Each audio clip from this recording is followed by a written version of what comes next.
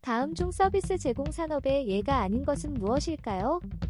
1번 교육 서비스, 2번 광업 및 석유 및 가스 추출, 3번 금융, 보험, 부동산, 4번 운송 및 창고업.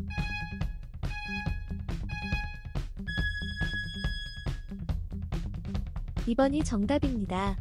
광업 및 석유 및 가스 추출은 서비스 제공 산업이 아닌 상품 제조 산업에 해당합니다. 1번, 3번, 4번은 모두 서비스 제공 산업의 예이므로 정답이 아닙니다. 다음 중 BC 주 부동산 서비스법의 요구사항에 대한 집행과 부동산 감독관의 지시에 따라 부동산 라이센스 및 부동산 라이센스 소지자의 행위에 관여하는 법정기관은 무엇일까요? 1번 부동산 오류 및 누락보험공사, 2번 BC 부동산협회, 3번 부동산 보상기금공사, 4번 BC 금융서비스당국.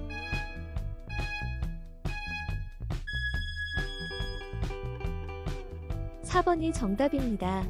BC 금융서비스당국은 라이센스 교육 프로그램의 책임을 지며 부동산 라이센스를 발급하고 부동산 업무를 감독하여 대중의 이익을 보호합니다. 1번은 부동산 오류 및 누락보험공사가 BC주의 부동산 라이선스 소지자에 대한 책임 보험을 제공하기 위해 설립되었기 때문에 정답이 아닙니다. 2번은 BC 부동산협회가 라이센스와 관련된 법정기관이 아니기 때문에 정답이 아닙니다. 3번은 부동산 보상기금이 부동산 회사의 라이선스 소지자, 임원 또는 이사 또는 부동산 회사와 독립된 계약자에 의해 부당하게 사용된 자금과 관련된 부동산 거래에서 사람들에게 보상을 제공하기 위한 기금을 설정하기 위해 만들어졌기 때문에 정답이 아닙니다. 야스민은 그녀의 부동산 중개회사를 3년 동안 운영해왔습니다. 그 시간 동안 그녀는 중개업의 성공으로 강력한 브랜드를 개발했습니다. 최근에 그녀는 다른 사업주들과 계약을 맺고 사업을 확장했습니다. 이러한 계약에서 야스민은 그녀의 브랜드를 이 사업주들이 사용할 수 있게 허용합니다. 또한 그녀는 운영 표준을 관리하고 마케팅 서비스를 제공합니다. 대신 이 사업주들은 야스민에게 로열티 수수료를 지불해야 합니다. 야스민이 운영하는 사업 조직 유형 중 가장 맞는 것은 무엇입니까? 1번 프랜차이즈, 2번 개인 사업자, 3번 파트너십, 4번 주주.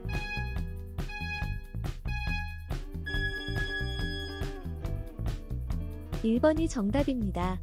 프랜차이즈는 프랜차이즈 계약을 통해 본사가 사업을 확장할 수 있게 해줍니다. 계약을 통해 프랜차이즈는 일반적으로 프랜차이즈 본사의 브랜드를 사용하는 대가로 본사에게 지속적인 로열티 수수료를 지불합니다. 또한 프랜차이즈 본사는 마케팅 지원, 직원 교육 프로그램, 재무 계획 지원 등 프랜차이즈 가맹점에게 혜택을 제공합니다. 2번과 3번은 브랜드 사용에 대한 라이센스 계약과 로열티 수수료가 개인 사업이나 파트너십보다 프랜차이즈의 특징이기 때문에 정답이 아닙니다. 4번은 주주가 사업 조직 유형이 아니기 때문에 정답이 아닙니다. 주주는 사업 조직 유형인 법인의 소유주입니다. 다음 중 캐나다의 국내 총생산 GDP에 대해 사실이 아닌 것은 무엇일까요? 1번 GDP는 캐나다의 경제 성과를 측정한다. 2번 GDP는 특정 기간 내에 캐나다에서 생산된 상품과 서비스의 금전적 가치를 나타낸다. 2번 GDP는 캐나다에 투자된 외국 자본의 수익을 포함하지 않는다. 4번 GDP는 부동산 산업에 의해 생성된 서비스의 금전적 가치를 포함한다.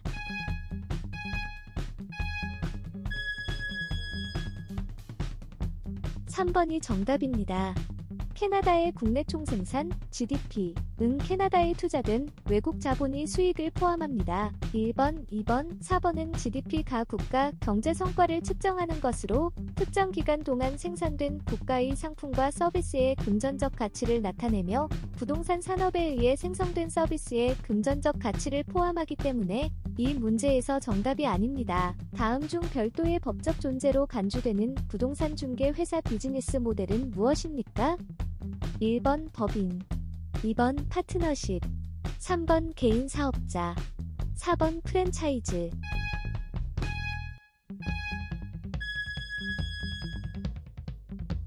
1번이 정답입니다. 법인은 소유주, 주주와 별도의 법적 존재로 간주됩니다. 2번은 정답이 아닙니다.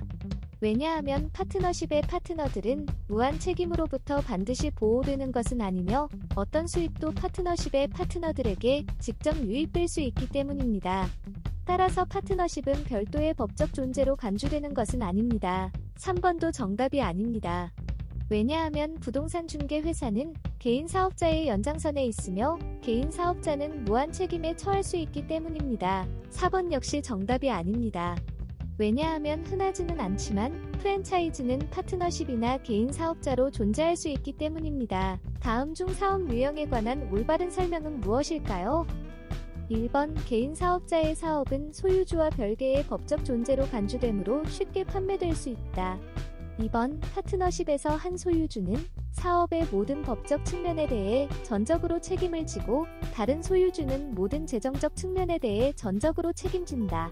3번 개인 사업자의 소유주는 사업의 모든 이익에 대한 세금을 납부할 책임이 있으며 법인의 소유주들은 법인이 배당 형태로 지급하는 소득에 대해 세금을 납부한다. 4번 법인의 소유주는 법인의 부채, 의무, 행위에 대해 개인적으로 책임을 지며 개인 사업자는 그렇지 않다.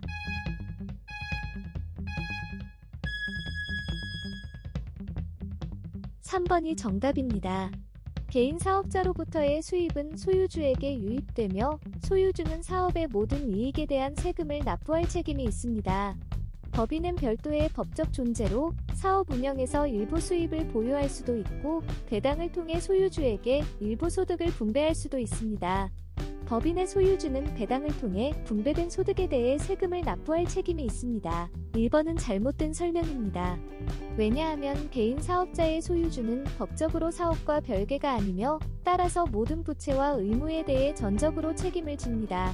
사업과 소유주 간의 이러한 차이점 부족은 개인 사업자가 사업을 판매하고자 할 때 어려움을 초래할 수 있습니다. 2번도 잘못된 설명입니다.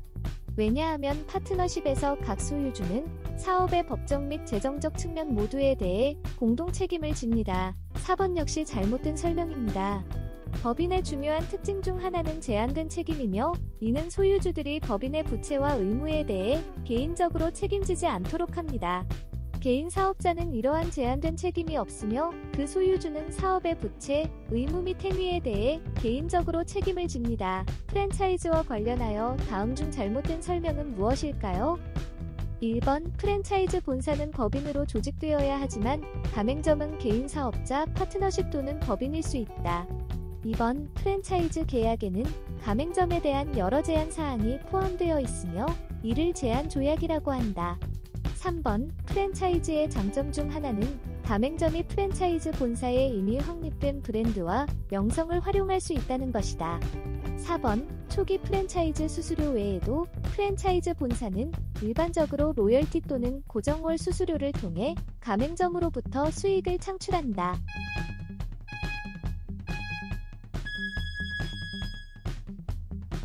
1번이 틀렸습니다.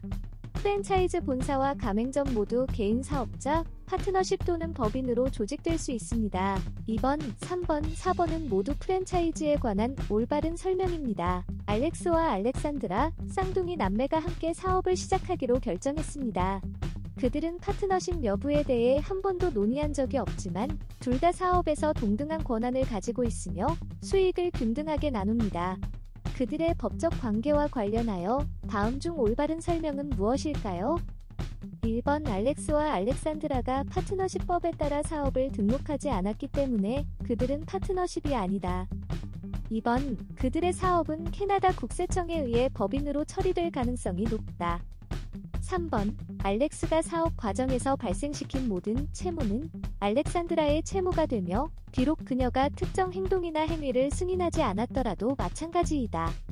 4번 알렉스와 알렉산드라가 서로 파트너십 계약을 체결하지 않았기 때문에 그들은 파트너십이 아니다.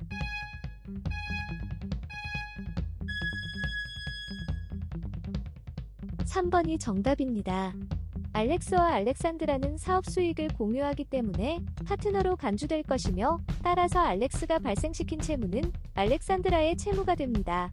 왜냐하면 파트너들은 서로의 잘못된 행위에 대해 책임을 집니다. 1번은 잘못된 설명입니다.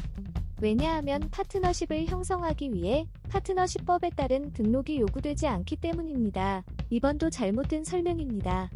왜냐하면 사업이 파트너십으로 보이기 때문에 캐나다 국세청은 사업을 개인 사업자와 유사하게 처리하고 법인으로는 처리하지 않을 것입니다. 4번 역시 잘못된 설명입니다.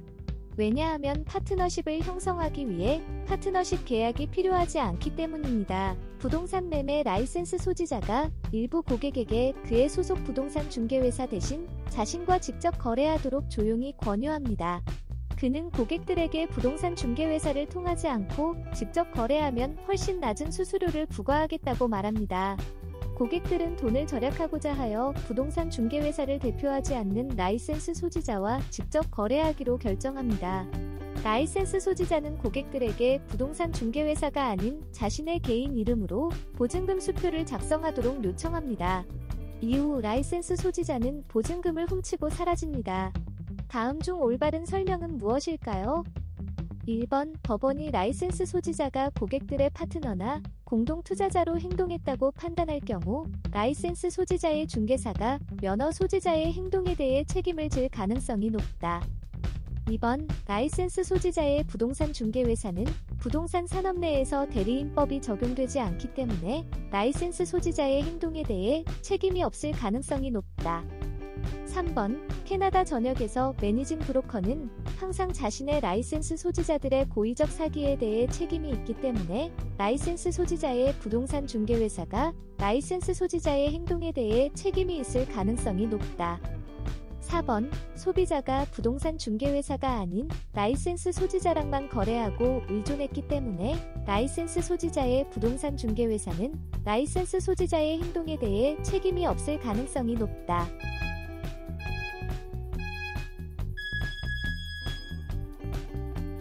4번이 정답입니다. 고객들은 돈을 절약하기 위해 라이센스 소지자와 직접 거래했습니다. 고객들은 부동산 중개회사를 통하면 수수료가 더 높을 것임을 알고 회사와 거래하지 않기로 의도적으로 선택했습니다. 따라서 라이센스 소지자는 분명히 자신의 고용 범위를 벗어나 행동했으며 부동산 중개회사는 그의 행위에 대해 책임을 지지 않습니다. 1번은 잘못된 설명입니다. 왜냐하면 법원이 라이센스 소지자가 고객들의 파트너나 공동 투자자로 행동했다고 판단한다면 이는 부동산 중개회사가 라이센스 소지자의 행동에 대해 책임이 없을 가능성이 높다는 것을 의미합니다. 2번도 잘못된 설명입니다. 왜냐하면 부동산 산업 내에서 대리인법이 적용됩니다. 3번 역시 잘못된 설명입니다. 왜냐하면 면허 소지자가 고용 범위를 벗어나 행동하고 매니징 브로커의 승인 없이 그리고 매니징 브로커가 이 사기의 이익을 공유하지 않는 경우에는 매니징 브로커가 항상 고의적 사기에 대해 책임을 지지 않기 때문입니다. 부당 해고나 미지급 커미션에 대한 손해배상을 요구하며 자신이 속한 부동산 중개회사를 고소한 불만을 가진 라이센스 소지 중개인의 경우 법원이 이러한 사건의 판결을 결정하기 위해 주로 고려할 사항은 다음 중 어느 것이 가장 적합한 설명일까요? 1번 대리인과 중개사 간의 보수 조건과 해고 시 적용되는 구체적인 의무사항. 2번 오직 부동산 중개회사의 정책 매뉴얼. 3번 해당 사건의 지리적 지역 내 부동산 산업에서 존재하는 일반적인 임금 또는 커미션 분배율. 4번 이 정도 수준의 경험과 기술을 가진 면허 대리인에게 적절한 임금을 결정하는 데 관한 인사 담당 전문가의 증언.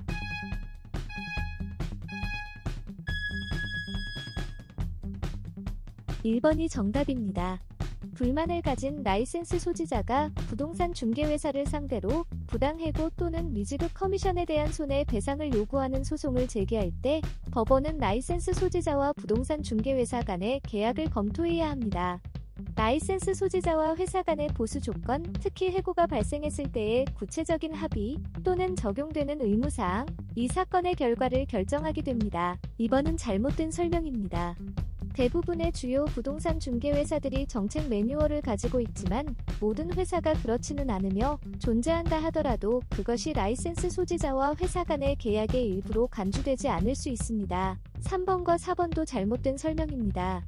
왜냐하면 계약서의 맹점은 시장의 일반적인 임금 비율이나 특정 라이센스 소지자의 기술과 경험 수준에 대한 적절한 보상 금액이 아니라 라이센스 소지자와 부동산 중개회사 간의 계약에 있기 때문입니다.